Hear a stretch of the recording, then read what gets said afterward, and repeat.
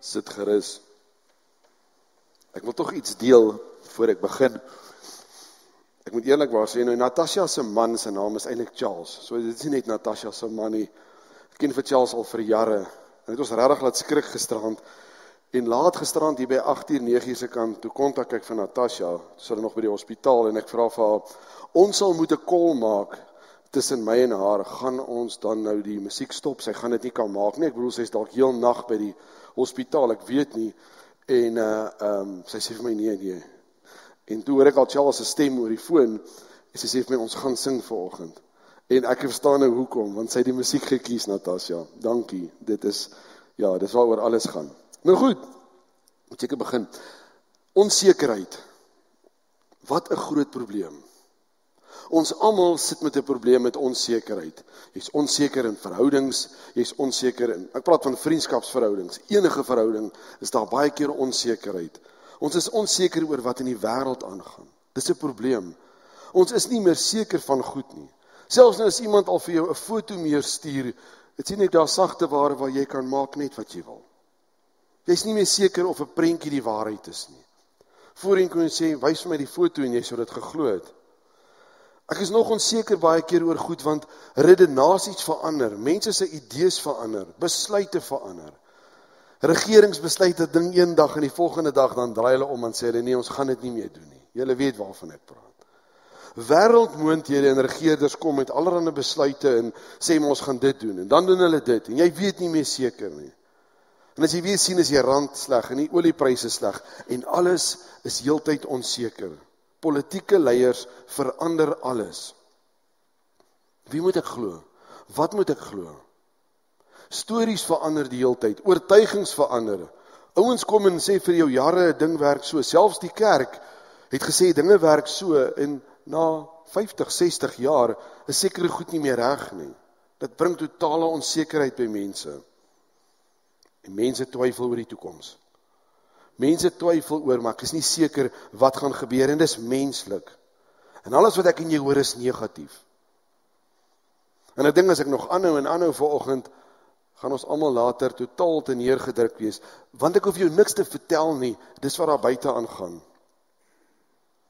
En die ergste van alles is, ons as kinders van God, kry elke dag en oral op sosiale media, houe oor of hierdie die woord van God is. Ons kry ontsaglik baie redenasies, mense wat uitsprake lewer, maar is dit werklik die woord van God? En mense kom met die beste verduidelikings wat ons regtig ontspoor. En dan begin ons twyfel aan die bestaansreg van die Bybel.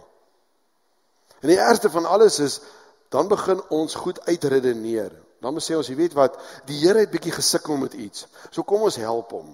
Hy het so bietjie gesukkel met die skepping. So daarvoor is ons baie lief om vir hom 'n stukkie evolusie in te bou. En elke ou het sy eie redenasie. Nee, dit kon nie so gewerk het nie. Kom ons sit hier 'n stukkie in en miskien het hy dit so gedoen en so help ons die Here die hele tyd want jy weet hy sukkel. En dis wat mense doen. Want wat in die woord staan is nie meer goed genoeg nie. Al was dit goed genoeg en ek glo nog steeds dit is die waarheid.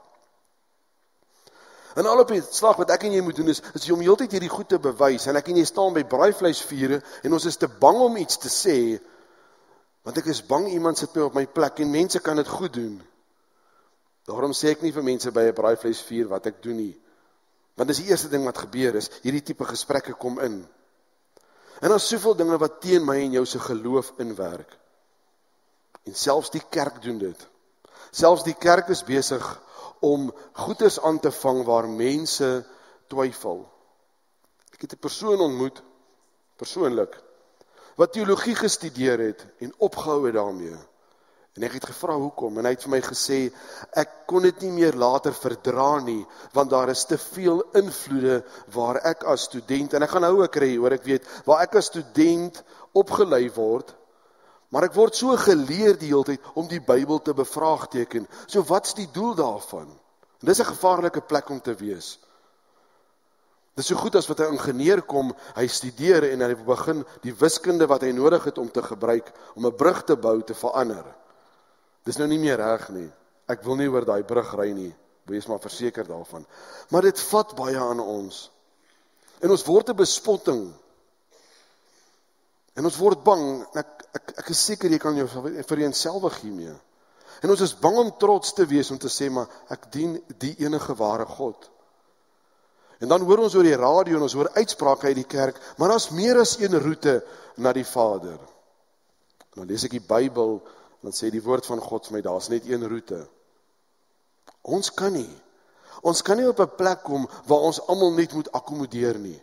Ons kan nie. Dis nie hoe dit werk nie. Ons hou nie van konflik nie, en ons kan in die moeilikheid kom daaroor, maar dis niks niets nie. En ek wil jou vanoggend help. Ek wil vir jou sekerheid gee uit die woord van God. Ek wil vir jou probeer wys, maar hoe seker jy kan wees, maar daardie boek is die waarheid. En ons gaan na 3 goed kyk, 3 roetes, 3 metodes, net soos wat jy dit wil sien, maar ek wil jou iets vanoggend wys, iets andersters, en kom ons begin hierdie ding deurstap. En al 3 hierdie metodes, of al 3 hierdie padroetes wat ek gaan volg vanoggend, is almal reg, maar ek gaan een spesifieke ene vanoggend met jou doen. En ek wil begin by die eerste ene, om die Bybels as ware woord van God te bewys. Daar kan ons tegnies raak.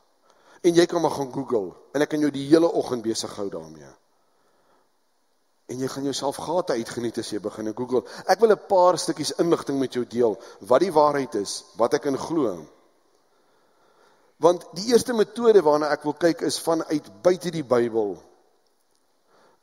Want baie mense sê hulle glo glad nie in die woord van God nie. Nou het jy 'n probleem, jy kan nie met die woord van God met hom praat nie, want hy verwerp dit. So kom ons begin by die eerste ene. Ons kyk 'n bietjie na goed buite kan die Bybel, bewyse wat ons het. Waar is ek nou hierson? Baie interessant, dis inligting, dis die waarheid. Daar's 40 skrywers wat hierdie boek geskryf het. Dis gedoen oor 'n tydperk van 1500 jaar.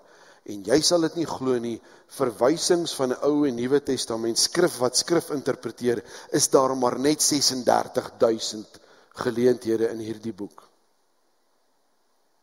So dis ongelooflik om te dink, hierdie 40 mense moes om 'n tafel gesit het en hierdie goed beplan het. Nee, dis ongelooflik, oor 'n kwessie van 1500 jaar skryf die mense hierdie boek deur die Heilige Gees.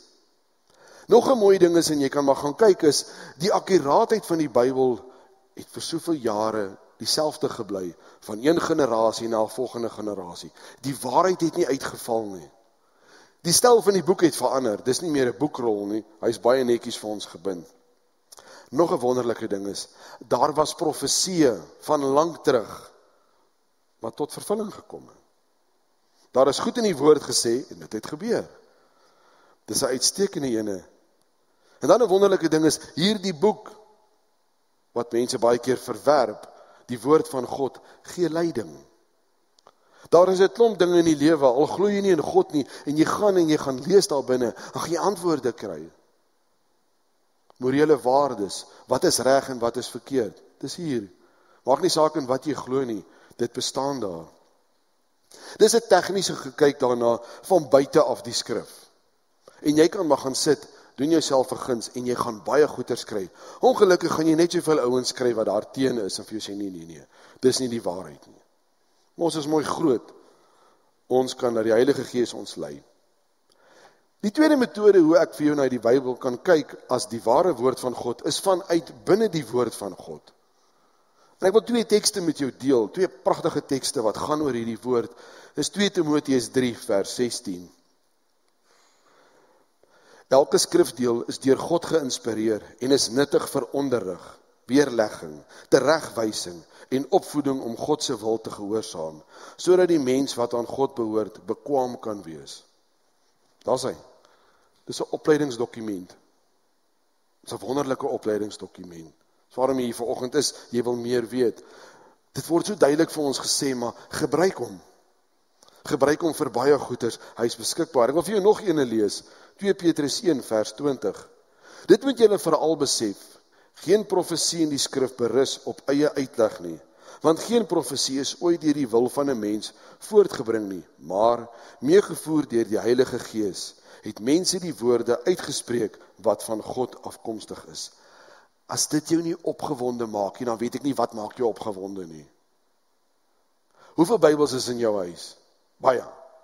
Wees eerlik met mekaar. Vergeet die elektroniese ene, ek praat van die papier ene. Daar is goeders wat hier ingeskryf is, wat nog gaan gebeur, deur God. En ons het 2 weke terug, en 'n week terug daarna gekyk, dit staan hier.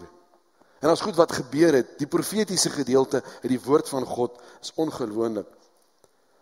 En dan die wonderlikste ding van hier, die woord van God is, en vanoggend gaan jy 'n boodskap kry, en 'n stuk gaan vir jou gelees word, en elkeen gaan iets anders daar uithaal. En jy gaan dalk vanoggend iets uithaal uit hierdie skrifgedeelte, wat niks met die tema te doen het nie. Dis reg. Want dis wat jy nodig het. Die Heilige Gees sal aan jou openbaar vanoggend wat jy nodig het. Want dit kom uit hierdie lewendige skrif van God. Dis wat jy nodig het vir die dag. Daarom is dit lewendig. En gaan lees maar self Psalm 23 na hoeveel jaar. En dan sien jy maar, hierdie Psalm is so bekend, maar daar's iets niets. Vir Preke is daar nie al geskryf oor dieselfde skrif nie. Die woord sê dit self, daar's niks niets nie.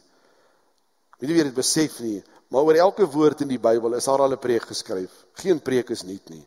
Daar was genoeg tyd om dit te doen. Maar dit is vanuit die skrif, waarin ek glo, met my hele hart. Ek glo in hierdie boek, die woord van God, en ek glo wat daar staan. Dis vir my belangrik. Maar ek wil vanoggend 'n ander metode gebruik.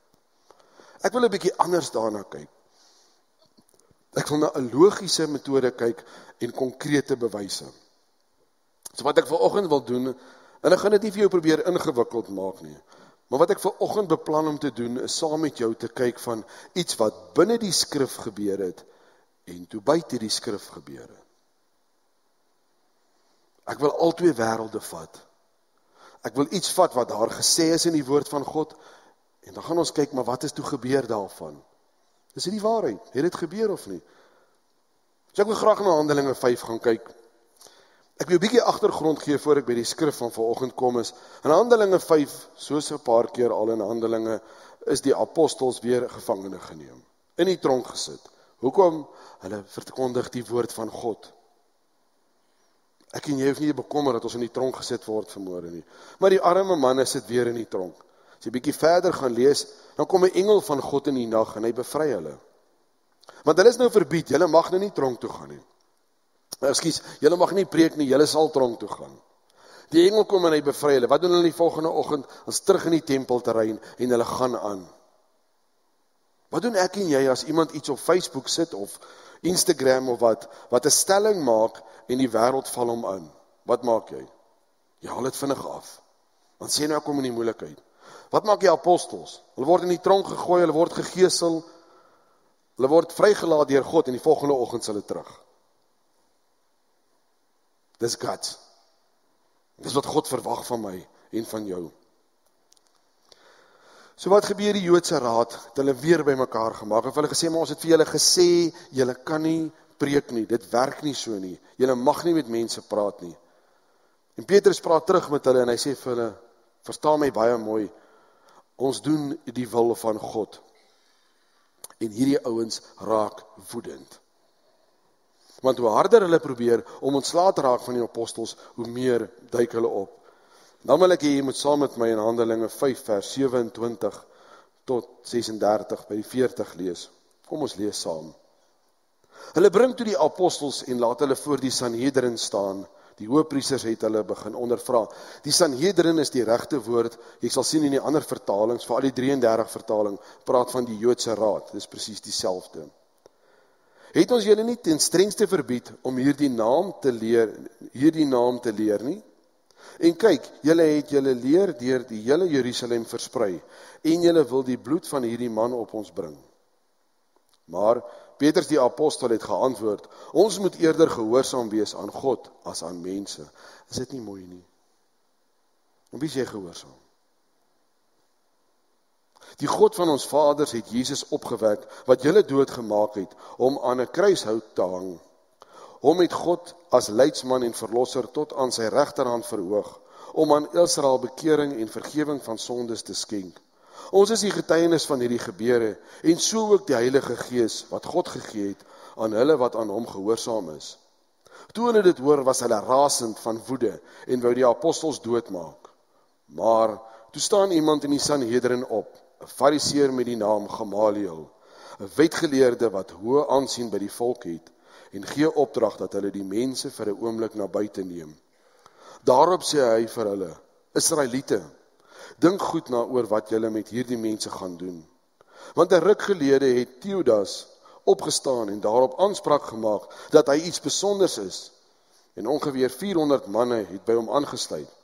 Hy is doodgemaak en almal wat met hom geluister het, is uitmekaar en het in die woestyn verniet. Na hom het Judas, die Galileër, in die dae van die volkstelling na vore getree en die volk agter hom aan tot opstanding gelei. Ook hy het omgekom en almal wat na hom geluister het, is uitmekaar gespat. Maar nou sê ek vir julle, los hierdie mense uit en laat hulle gaan, want as hierdie plan of onderneming die werk van mense is, sal dit tot niet gaan. En hoor vers 39. Maar as dit van God afkom, sal julle hulle nie kan keer nie. Moenie dat dit blyk dat julle geen teen God veg nie. Hulle het toe na hom geluister. En nadat hulle die apostels ontbied het hulle laat gesel. Hulle beveel om nie in die naam van Jesus te praat nie, en hulle vrygelaat. Daarna het hulle van die Sanhedrin af weggegaan, bly dat hulle waardig bevind is om ter wille van sy naam skandelik behandel te word. Is dit nie wonderlik nie? Hulle vind dit waardig. Die apostels is so dankbaar, hulle is so opgewonde. Jippie, ons is gevangene geneem en ons is geslaan as gevolg van die feit dat ons die Here Jesus as ons verlosser erken. Hulle is opgewonde daaroor.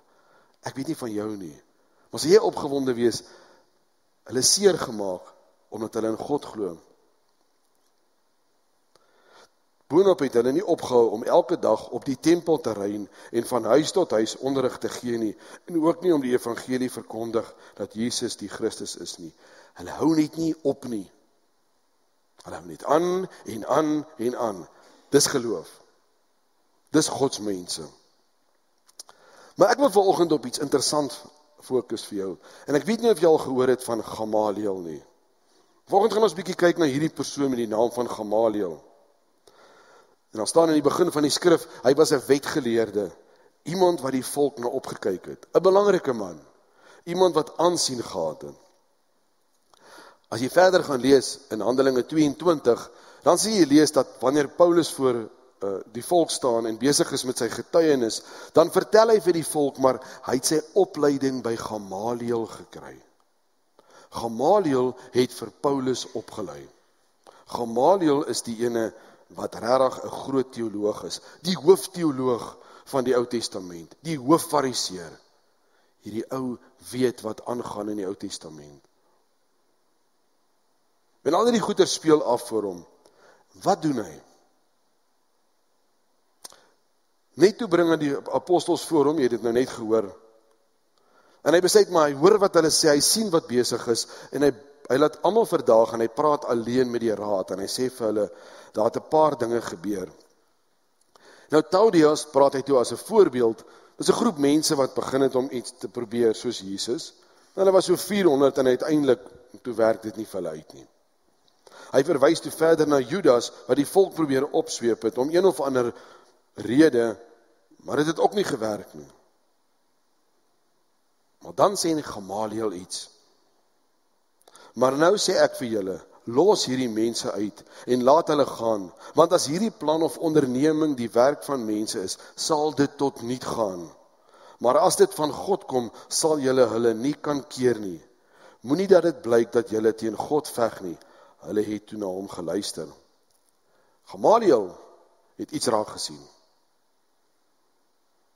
Iets was besig om te gebeur. Nou as jy nou mooi na die tyd gaan kyk, hierdie tyd van Handelinge 5, as jy 'n bietjie huiswerk gaan doen, is 30 jaar nadat Jesus, is mooi gesê, dood is en opgestaan. Het is wonderlik om dit te kan sê van hom. Ons kan van iemand praat en sê, ja, hy is 20 jaar terug oorlede.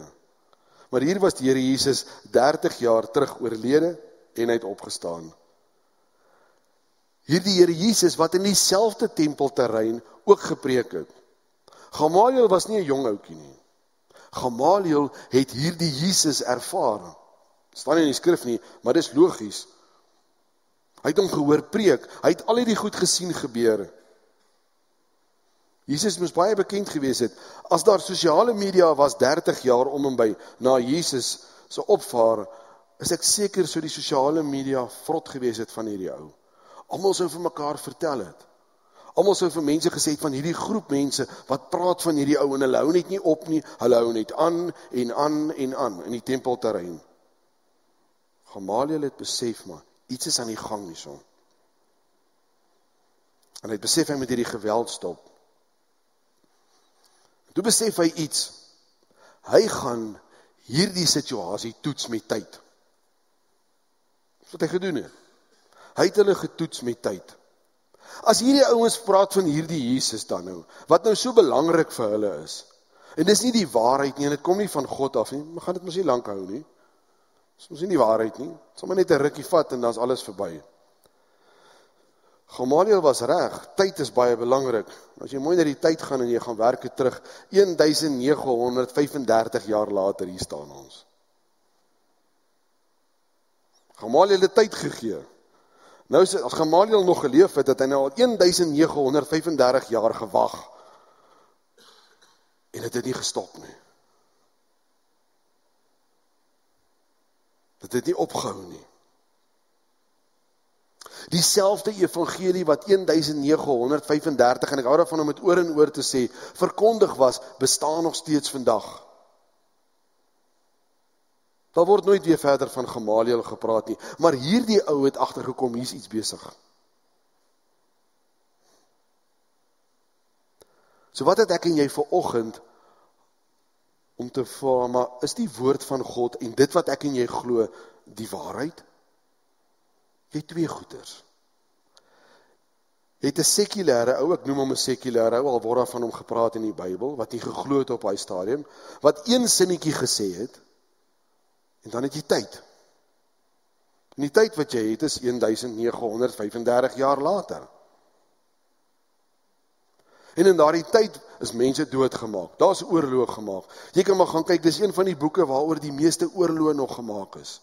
Mense het hulle self geregverdig om oorloë te maak. Dis die mees kontroversiële boek wat ooit geskryf is. Maar dit het nie opgehou nie. Hoekom? Want is die woord van God. My kind is besig in matriek met Hamlet. Wat er ene is dit?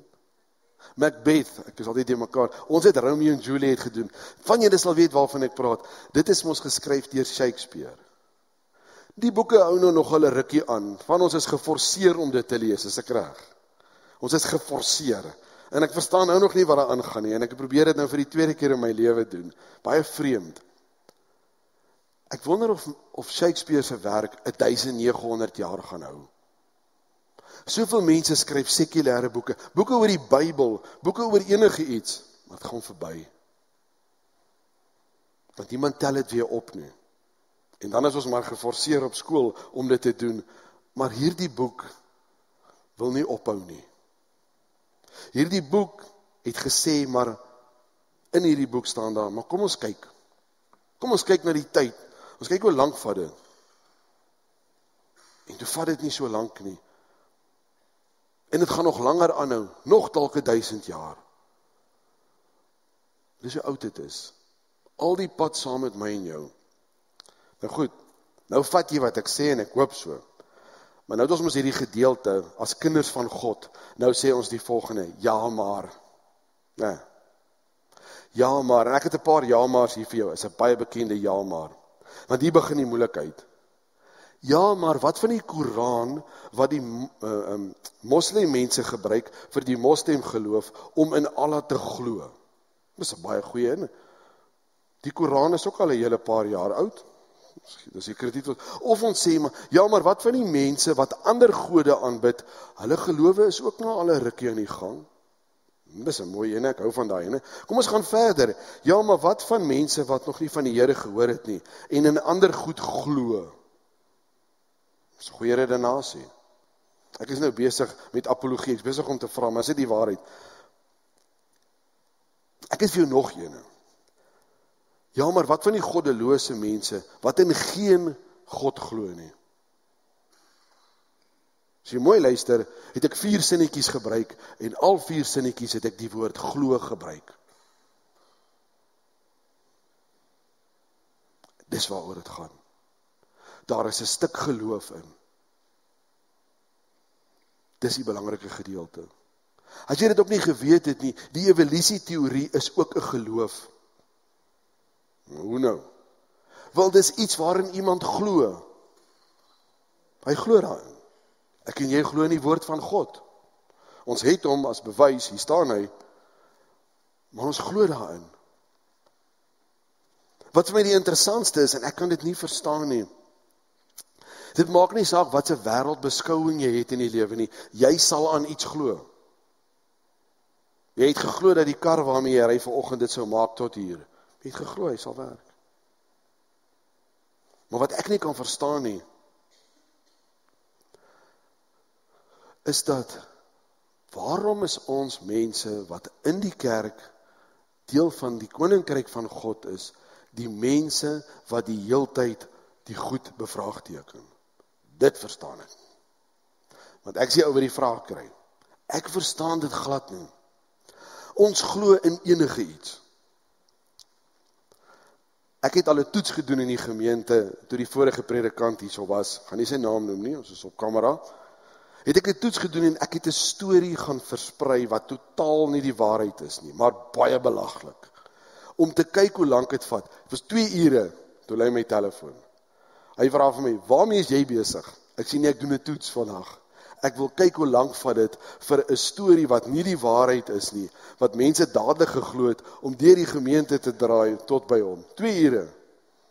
Ons het ons doodgelag daaroor, ons het na die tyd ergens gaan koffie drink, en besef maar hoe dit werk. Maar mense het dit geglo. Het was 'n storie, het was nie die waarheid nie.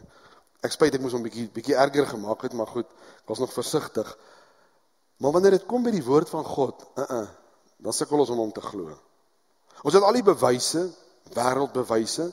Jy het vanoggend bewyse van uit die woord uit was iets gesê, en toe het jy genoeg tyd om te gaan terugkyk 1935 jaar om te sien dit bestaan. Maar tog twyfel ons. Ek weet nie, ek het nie die verstandelike vermoë om te vra hoe op aarde kan jy jou lewe inrig en bestuur en lewe sonder die woord van God nie. En dis vir my die belangrikste ding vanoggend. Ons as gemeente en kinders van God moet een ding baie mooi verstaan. In die toekoms van ons almal se lewens, in die toekoms van die kerk, in die toekoms van ons gemeente, is hier die handboek wat ons moet gebruik.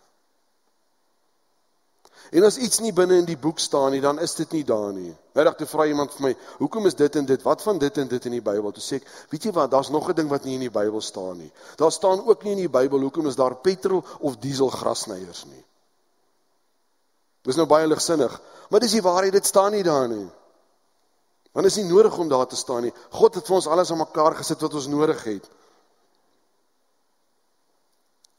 Dis wat ek en jy het. Maar ek wil jy moet vanoggend rustigheid in jou hart weer kry, bevestiging kry, maar hierdie woord wat ons lees, hierdie Bybel, dit kom van God, want hulle kon dit nie stop nie. En die wonderlike ding met die tegnologie wat ons het, is die Bybelverspreiding op die planeet 1000-mal meer. Jy het nie meer nodig om 'n Bybel in te smokkel in 'n buurland nie, ons ken daai ding.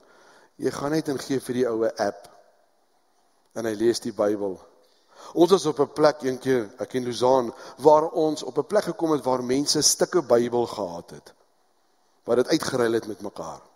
So hier is vir jou 'n boek, en hier is vir jou 'n stukkie, en daar is vir jou 'n stukkie, ons lees hierdie vir 'n week, en dan ruil ons dit weer later met mekaar, sodat ons daarom almal geleentheid kry, om die hele Bybel te hê. Dit is ongelooflik. Mense wat 'n stukkie het. Ek sien nie my Bybel opskeer by die huis nie, maar dis hoe waar hierdie boek is. Daar's waarhede in die Bybel, daar's waarhede in die wêreld. Vanoggend het jy 'n stukkie gekry wat jy kan gebruik. Gebruik dit as jy in gesprekke is. Staan op hierdie woord van God as die waarheid. Moenie skaam wees daaroor nie. Ons is te skaam daarvoor. Want as iemand dan regtig moeilik raak, het jy vanoggend 'n skrif, dan sê jy vir hom, maar hierdie woord, hierdie boek, hierdie koninkryk en hierdie geloof van ons, het van daardie oomblik wat 'n ou iets gesê het, en gewonder het of het gaan hou, al 1935 jaar aangehou, en dit sal nog aanhou tot die Here Jesus terugkom. Amen. Kom ons bid saam.